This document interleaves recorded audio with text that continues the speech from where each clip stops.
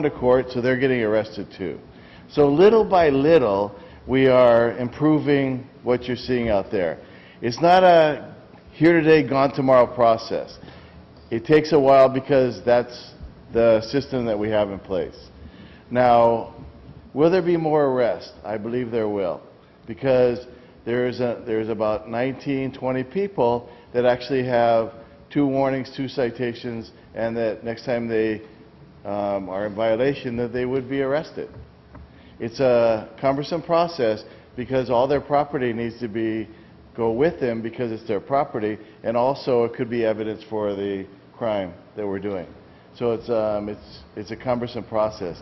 I will also tell you, sometimes people will leave stuff around, and we have what's called found property. So we will attempt to take that off the street if nobody's there to claim it. Is there anything I can answer for you question-wise? Yes, sir. Probably still isn't working right. Can anybody hear? Okay. Just a suggestion, and it wouldn't take nobody going to jail, or just give them a heads up. Look, pals, you got your push cards here. If it says Wall Bounce, that's an East Coast store. Whatever store name is on it, say, we're giving you fair warning. If we see you here tomorrow with that push cart, we are going to confiscate the push cart. Stolen property or misappropriation of property. I don't know what the revised statute. It's an interesting concept, and I honor it. But I will also tell you that the owners of the carts are not willing to prosecute. And because of that, we don't have a right as police to go confiscate that because nobody's making a complaint about the carts. Now, when we do find the carts abandoned, we are looking to, and one of my guys did take a shopping cart as found property because there's nobody around and submitted it like that. But you cannot tell people what you cannot back up under the law. Okay, taking pictures of the hookers at night and them in their camping. When they did try to do a news story, they came down in spades, running the reporter off. In the background, open flame, on the grass, campfire. So they've got no respect for anyone, and they're more or less saying in your face, HPD or any authority that's wanting them to move on. But trickery is still not against the law. So just tell them, look, if we see you here tomorrow, we're confiscating your push cart. Actually, trickery is against the law, and it comes under civil rights violations, not to be offensive. But when you look at what's happening between 10 at night and 5 in the morning, for the most part, the tents are down. But as soon as 5 o'clock in the morning comes, they come up.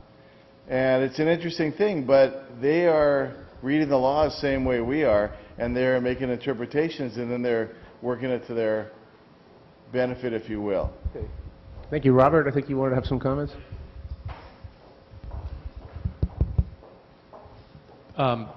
Is this on? Okay. What was the reason for the 2 arrests? What was the justification for the 2 arrests this time? Camping. Okay, but why these 2? Why these 2 and not the hundreds of others? Because they had 2 warnings that we had. They had 2 citations, and so then they were in violation again. What's the time period between a warning and a citation? Like a warning to the next warning to the citation to the next citation. What is the time period that you have? Is it a day? If we warn somebody and they go right back to it, then that could be another infraction.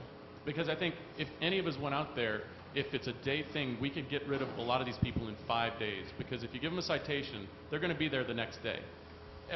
There's a group that you will see there every single day. If they're there one day, you give them a citation the next day, you give them a citation the following day, you can arrest them on the 5th day. So I understand why only 2 are at this point being arrested, when it seems in a month you could arrest a lot more people for these violations. Because I appreciate what you're saying, but it isn't exactly how it's working out.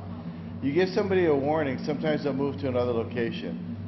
You give somebody a citation and they stay up. Now, there's also a system where it seems like when they see the officers coming down, there might be a lookout who says, get up. Now, if they're not sleeping, then they're not in violation of the camping thing. If they're sitting at a table leaning over, that's not camping, as it was defined in the law for us by a professor from the university. They have to be sleeping. They have to have some kind of camping related thing like a sleeping bag or a blanket or a pillow. So if they're awake, then they're not in violation. Well, I mean, it was interesting that you said that, you know, they're starting to break down at 10. And I had the exact opposite experience. I was at a concert 2 weeks ago at the Waikiki Shell. The concert lets out, and I'm using the restroom at the Queens Beach. And aside from about, I would say within sight, 5 campsites that were set up, there was a woman sleeping in the doorway of the entrance into the women's room. There was another couple that was actually setting up their camp at that very point. What time was that? This was, I mean, the concert was over probably at 10, so this is right after 10. So I'm just saying. So I think they're going past the point of breaking down. I think they're not paying attention to the law because no one's enforcing the law. It's interesting because if they're setting up their campsite, see what I was saying was what I've experienced the last 2 weeks, not including this morning, was that there were only 2 tents up. For the most part, they're down, they're flat. But there's no law against putting a tent up. But there's a law against laying in it and going to sleep. And there's actually an interpretation that we're going to use. This is my curiosity. Did you cite these people or give them a warning for the 2 that you saw?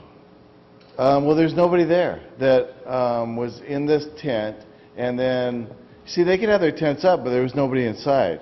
Now, personally, I work with the command, and I've walked around with them, and this morning they gave 8 citations when I was out there. So it's things are getting done. Did I personally cite anybody?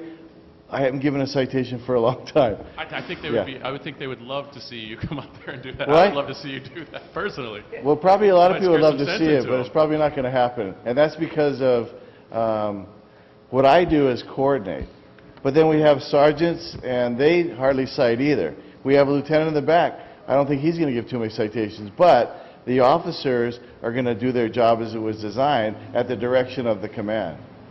Well, I mean, I think we've had issues in the past when people come to complain about it. There have been some problems, and I hope that's being rectified. I'm sure it is.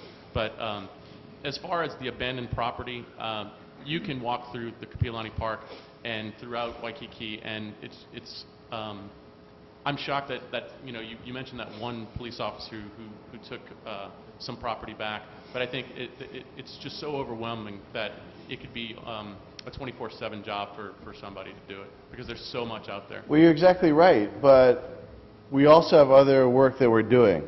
And I will tell you that my biggest concern would be things like robberies and thefts and etc. And the reason why it's not your biggest concern right now is because we're attending to it, and so it allows for you to think about other things. But we're very concerned with the camping and the camping violations. And believe me, I'm not. You guys are doing great on keeping the streets safe. Let's keep it keep it going that way. But I'd rather see more citations for camping, drugs in the park, abandoned vehicles, things like that, and less citations for bicycles on the sidewalk, jaywalking, things like that. There are certain things that I think that would take precedence, and I think. But that's the interesting thing about our system, yeah? We, as a police department, try to address all these things as we're confronted with it. And I will tell you that you might have what you'd rather do. There's other people who think the noise complaints are terrible, other people who really think the bicycle thing is the biggest thing. And we take it all.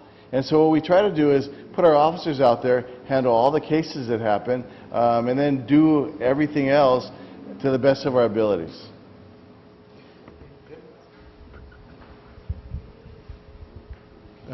This is not a criticism of Robert, but we've been haranguing the police now for about the past 3 meetings.